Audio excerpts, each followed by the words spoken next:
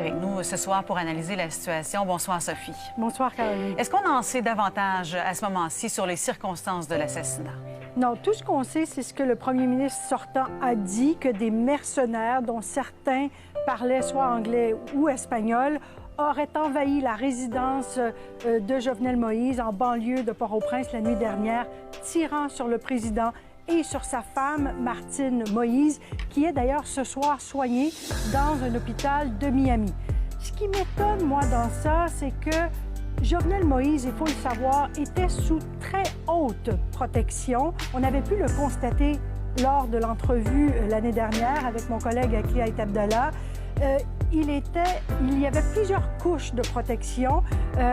Il lui-même avait demandé à avoir une protection additionnelle à ce que des gardes du corps d'une firme privée soient embauchés. Les Américains, notamment, faisaient partie de sa garde rapprochée.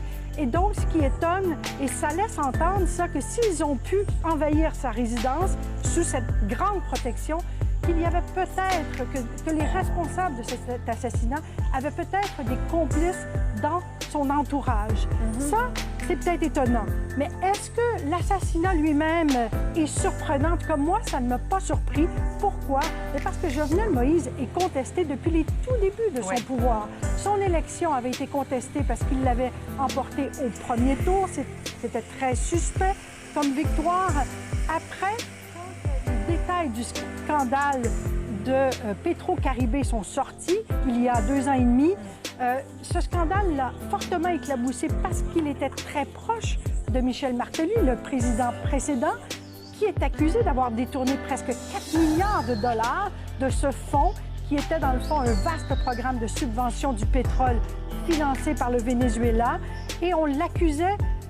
Il n'était pas président quand ce scandale a eu lieu. Il n'était pas un responsable politique, mais comme homme d'affaires, il était éclaboussé aussi dans ce rapport. On disait qu'il avait prêté son réseau à des détournements de fonds. D'accord. Et Sophie, qui pourrait être derrière ce crime? Qui aurait intérêt à avoir voulu s'en débarrasser?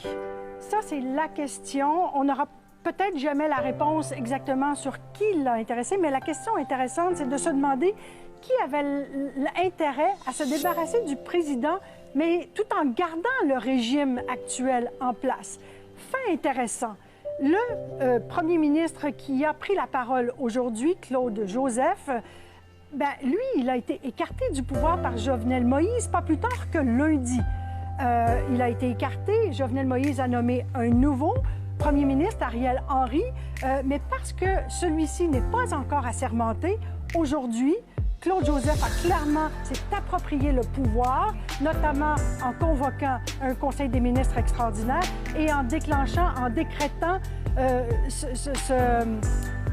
cet état de siège. Cet état de siège, exactement, et clairement veut prendre le pouvoir. Disons que c'est une coïncidence intéressante, mais il y a 2 possibilités, 2 groupes qui auraient intérêt. C'est soit des membres du gouvernement de Jovenel Moïse qui estimaient qu'il était devenu un obstacle à leur intérêt, donc à leur enrichissement par la corruption, ou il y a des clans dans l'opposition qui ont les moyens de mener un tel assassinat et qui auraient eu intérêt à le faire. Et on le sait, il y a eu une escalade des violences depuis un mois menée par des milices proches de certains de ces clans d'opposition.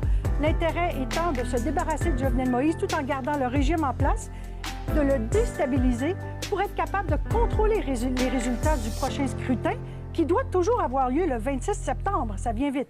Oui, c'est ça, ça va venir vite. Alors là, à quoi est-ce qu'on peut s'attendre dans les prochaines journées, prochaines semaines, à votre avis?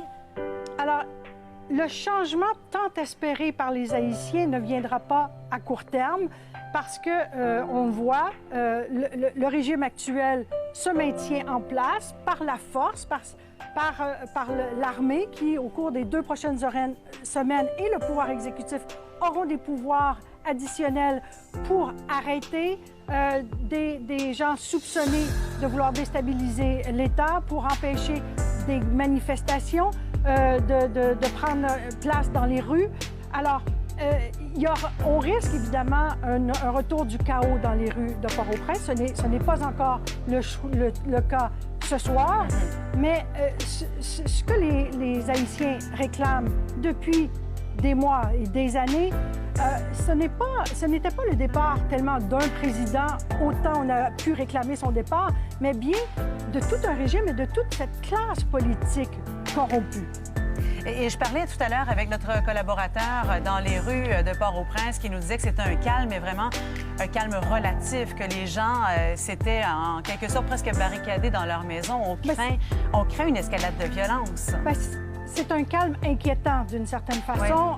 Oui. Les Haïtiens le savent mieux que nous à quel point ce silence dans les rues fait peur, parce qu'effectivement, le pouvoir, ce qu'on a beaucoup reproché à Jovenel Moïse, ça a été de ne pas vraiment s'attaquer, comme il l'avait promis, à cette corruption rampante. Et on disait de lui, vous n'êtes pas le représentant du peuple, vous êtes toujours le représentant de cette oligarchie. On le voyait la dénoncer, cette oligarchie qui prend en otage le pouvoir. Oui. Mais on estimait qu'il était le représentant de ce groupe de quelques familles riches qui a la mainmise sur le pouvoir politique et économique en Haïti depuis des décennies. Et c'est pour ça qu'on craint la violence, c'est que cette mainmise sur la vie, le quotidien des Haïtiens, cette mainmise sur le pouvoir politique empêche les Haïtiens de vivre décemment, de pouvoir travailler, parce qu'on empêche l'économie de ce pays de se développer de façon à pouvoir faire réellement travailler les Haïtiens, leur permettre de nourrir décemment leur famille. Et comme l'élection, les Américains ont dit aujourd'hui qu'ils tenaient à cette échéance électorale du 26 septembre et que c'est les violences qu'on voit depuis quelques jours qui ont abouti à cet assassinat, c'est pour moi l'illustration, si on en avait encore besoin d'une, que l'État haïtien s'est écrasé. Et donc, quand il n'y a plus d'État de droit, on peut craindre effectivement le pire.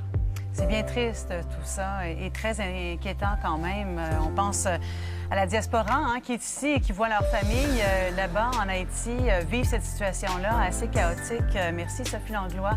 Merci beaucoup. Bonne soirée. El presidente de Haití fue asesinado este miércoles. Según el primer ministro saliente Claude Joseph, un comando integrado por personas extranjeras ingresó a la casa de Jovenel Moïse y le disparó. La esposa del mandatario resultó herida de bala en el ataque y ya está hospitalizada. Esto según un comunicado leído por el propio primer ministro. Joseph, quien se esperaba que fuera sustituido esta semana luego de 3 semanas en el cargo, llamó a la calma de la población y aseguró que la situación de seguridad del país está bajo control, ya que será mantenida por el ejército y la policía. También condenó el magnicidio, que calificó como un acto de barbarie. El presidente se enfrentó a una fuerte oposición por